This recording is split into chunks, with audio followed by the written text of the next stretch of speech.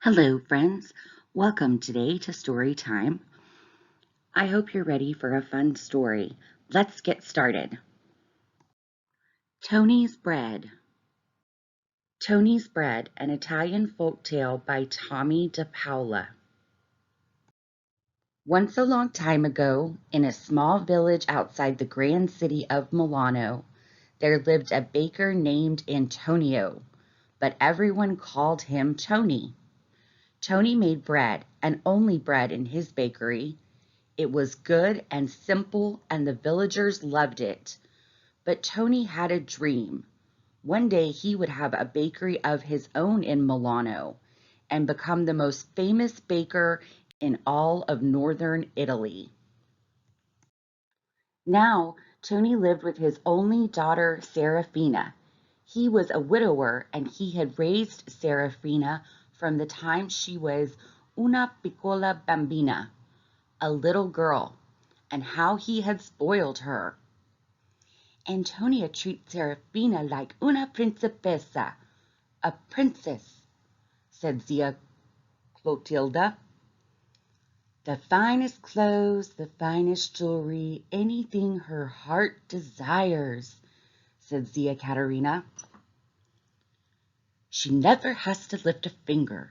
All she does is sit, looking out the window, eating dolce, sweets, said Zia Clorinda. Now that she's old enough to marry, Tony thinks that no man is good enough for his Serafina, the three sisters whispered to each other. That was true. Tony did think that no man was worthy of his darling daughter. He would not even talk to the young men in the village who wanted to court Serafina. So poor Serafina would sit at the window behind the curtains, eating her dolce and crying. One day Angelo, a wealthy nobleman from Milano, was passing through the village. As he went by Tony's house, the wind blew the curtains away from the window, and there sat Serafina. Angelo and Serafina looked into each other's eyes, and it was love at first sight for both of them. The three sisters were standing nearby. "Dear ladies," Angelo asked them, "who is that lovely creature sitting at the window? Che bella donna! What a beautiful woman!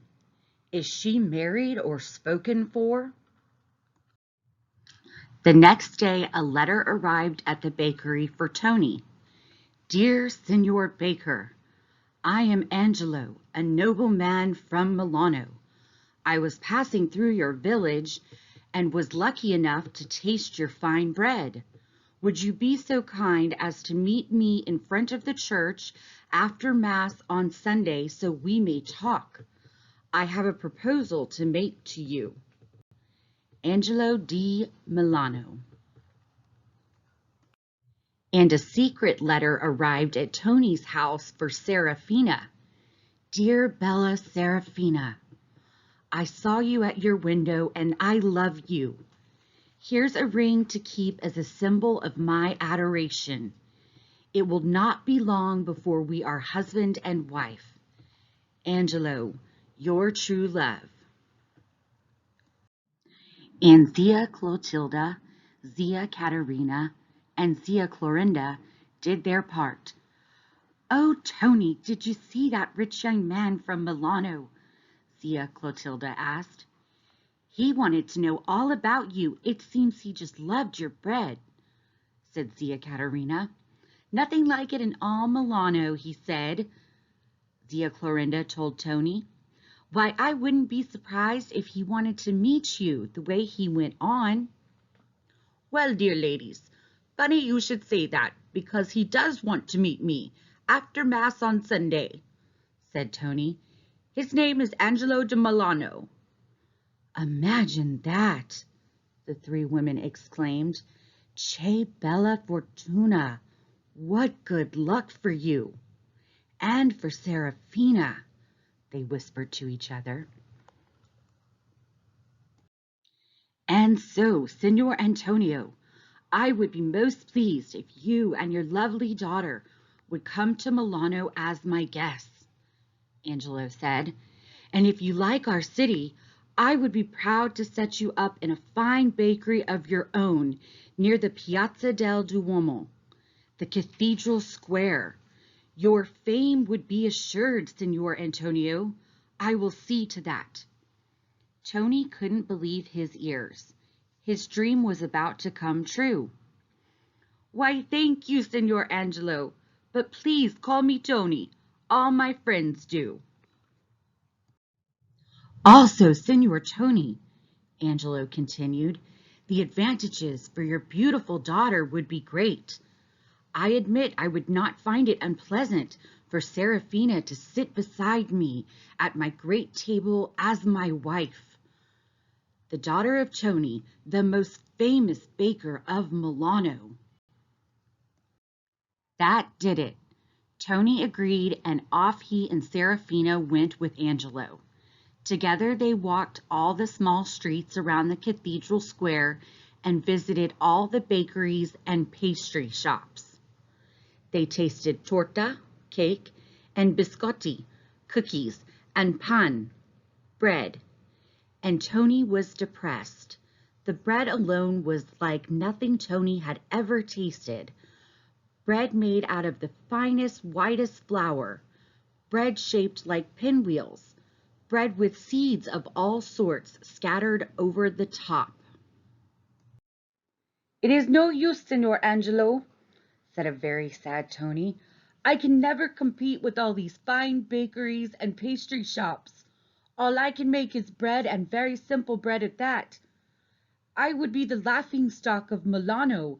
It is better if Serafina and I just go home. No, never, Angelo shouted. Oh, Papa, no, Serafina cried.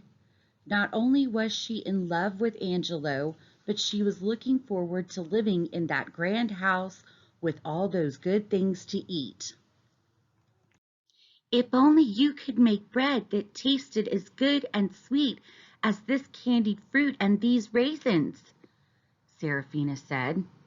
Or, Angelo said, getting another idea, as rich and sweet as this cup of punch made from milk and eggs and honey. Milk, eggs, honey, Tony said, thinking out loud. Candied fruit, Serafina said. Raisins, Angelo chimed in. That's it, all three shouted. I shall make the richest, lightest, most wonderful bread anyone has ever tasted, out of the whitest flour, the biggest eggs, the creamiest milk, the sweetest candied fruit, and the plumpest raisins, Tony shouted. Oh, Papa, Serafina cried, kissing her father. Servants, Angelo called, and he sent them off to buy all the fine ingredients Tony would need. The next morning, Tony, Serafina, and all the supplies headed back to the little village, and Tony began to work. Day after day, he experimented until he had mixed the lightest, richest dough with as many raisins and as much candied fruit as he could put into it. Now he was ready to bake. He sent word to Angelo in Milano that he should come to the bakery the next afternoon. Then he set out the dough in large bowls and went to bed.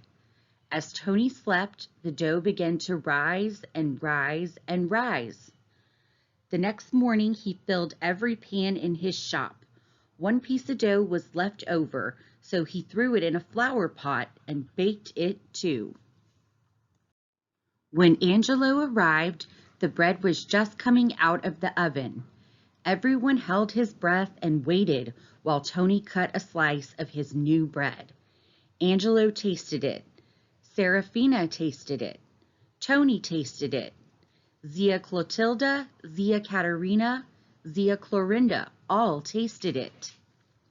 That's it, they shouted. I'll take these loaves back to Milano to see what my friends say, Angelo said, and off he went. In just a few days, a letter and a large cart filled with ingredients arrived in the village. Dear Tony, here are more supplies. Make as much bread as you can and send it to me. Then when I send for you, I promise you will enter Milano with flags flying, and Serafina will be mine, your future son-in-law, Angelo. P.S. Please bake all the loaves in flower pots. My friends like the shape of that loaf the best. Just before Christmas, Angelo sent for Tony and Serafina. Sure enough, when their coach entered Milano, crowds were cheering and flags were flying. Benvenuto, Tonio! Welcome, Tony. The crowds cheered. Benvenuto! The bishop and the mayor were there to greet Tony and Serafina. And, said the mayor, Milano is so happy to have you here, so we may always have enough of your wonderful bread. Brava, Serafina! Bravo, Angelo! Bravo, Tony! Thanks, friends, for joining me on this fun adventure folktale. I hope you enjoyed our story today. If you enjoyed this story and would like to see other stories, please visit my page at the Teachers Read Aloud, and please remember to like and subscribe. Thank you. See you next time.